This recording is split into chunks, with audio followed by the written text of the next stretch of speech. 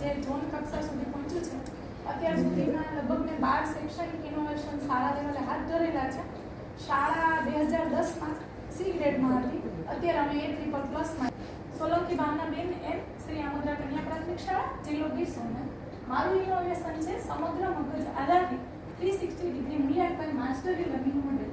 એ તાલુકામાં છેલ્લા સતત 2-3 વર્ષથી વર્લ્ડ એબાકસ મેથ્સ કોમ્પિટિશન થાય છે, બરોબર? આપણું એ જ શબ્દ વાપરેલો છે આપણે સમગ્ર મગજ આધારિત.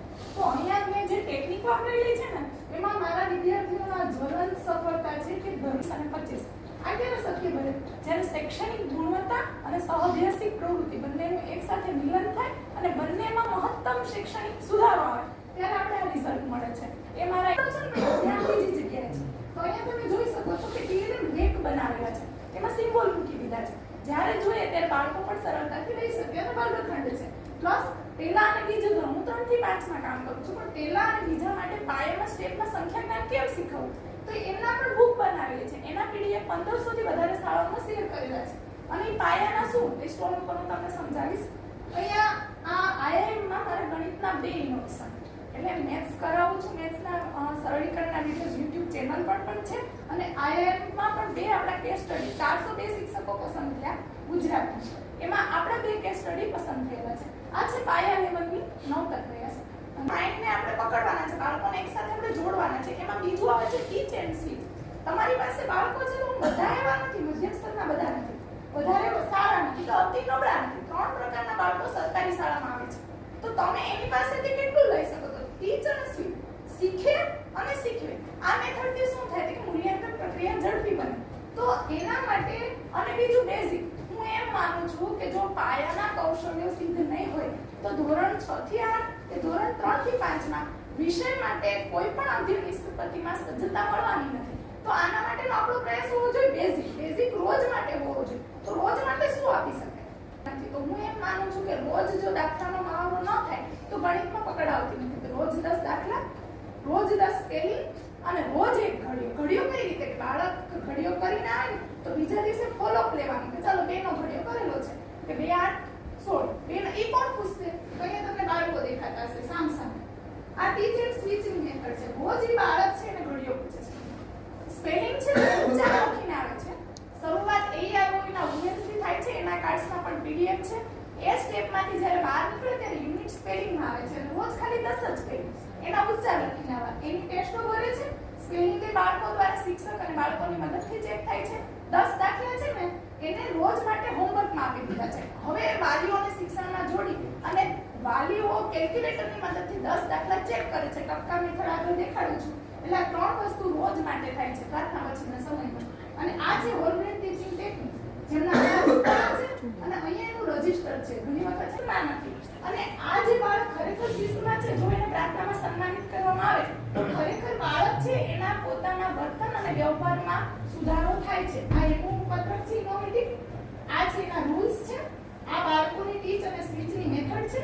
અને આ છે સરળીકરણના મારા વિડિયો કે જે રૂમમાં પુનરાવર્તન માટે ઉપયોગમાં આવે છે. નેક્સ્ટ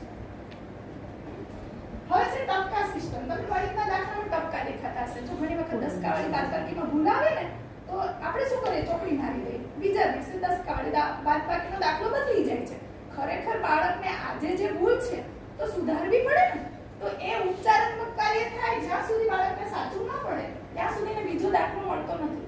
કરી શકે છે કોણ સરસ ગાઈ શકે છે, કોણ સારું પોતે કઈ બાબતમાં સરસ મજાની ધૂન બોલે છે.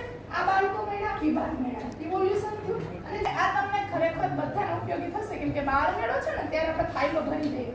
અહીંયા બાળ મેળામાંથી બાળકોને અલગ તારવેલા છે કે કોણ ચિત્રકામમાં છે, કોણ છાપકામમાં છે. હવે આ બાળકો તરવાઈ ગયા મતલબ કે ગ્રુપ બન્યા.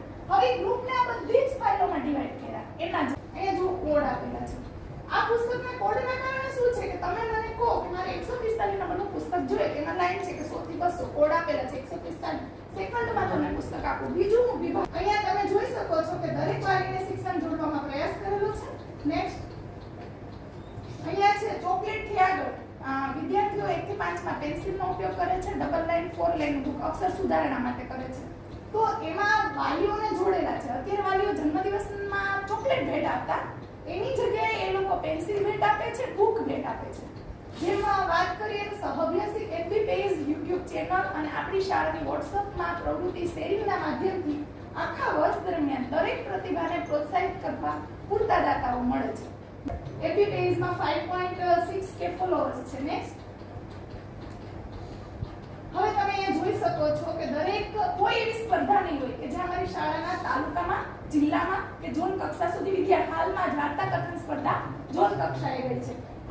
અત્યારે મહત્તમ વિદ્યાર્થીઓ જ્ઞાન સાધના, જ્ઞાન સેતુ અને NMMS ની એક્ઝામ છે એમાં અમારા વિદ્યાર્થીઓ સફળ થયેલા છે. તેનો ફોટોગ્રાફમાં જોઈ શકો છો. નેક્સ્ટ, વાંચનનો રિપોર્ટ એક જ વિદ્યાર્થી 50 ધરાવે છે ધોરણ 4 અને 5 ના જે રિપોર્ટ એ મેં મૂકેલો છે.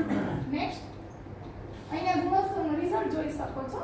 નેક્સ્ટ, 2020 માં આ પાયાના કૌશલ્યો, ટીમ વર્ક અને સહઅભ્યાસિક પ્રવૃત્તિ માટે હર હંમેશ મને શાળાનો સહકાર મળ્યો છે. એના આધારે મને 2020 માં રાજ્યના શ્રેષ્ઠ શિક્ષકના એવોર્ડથી સન્માન મળ્યું છે. સાથે મારો તાલુકો અને જિલ્લાએ પણ મારી આ કામગીરીની નોંધ લીધી છે. જય હિન્દ, જય ભારત.